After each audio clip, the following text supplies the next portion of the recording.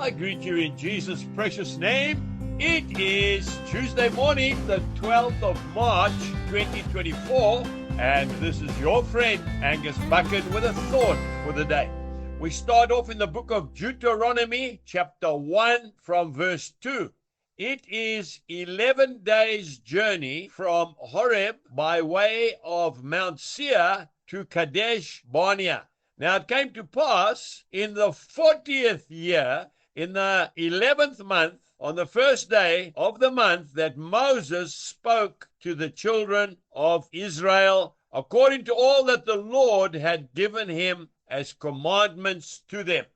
A journey that takes 11 days took the children of Israel 40 years to complete that journey. We are slow learners. They had to go on that same trip time and time again until they learned the lessons that God was teaching them. Isn't that the same as you and I? We want to do everything quickly, and then we have to come back and do it again and again. You know, my wife's old dad was a steam engineer by profession. In those days, everything was driven by steam. Railway engines, steam ships on the sea. He told me that when he was a young student, the first thing he had to do was to make his own tools. He didn't buy them, he had to make them.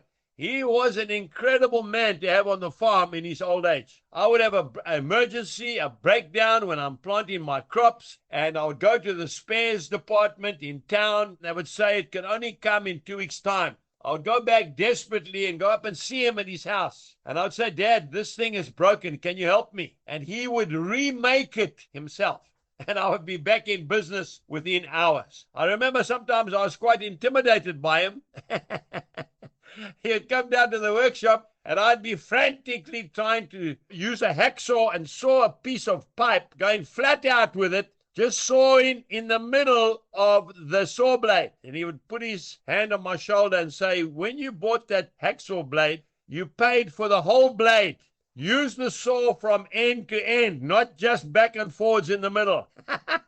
And he was quite right. We mustn't be afraid to take time to learn. Our neighbor's farm, he has got an oak plantation.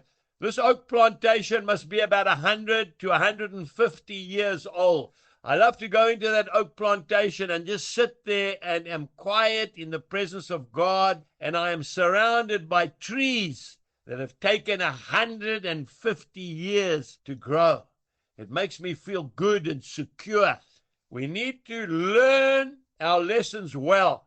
If we don't, the Lord will keep taking us back to that same thing that we are not achieving, because He loves us and He wants us to succeed. God bless you and have a wonderful day. Goodbye.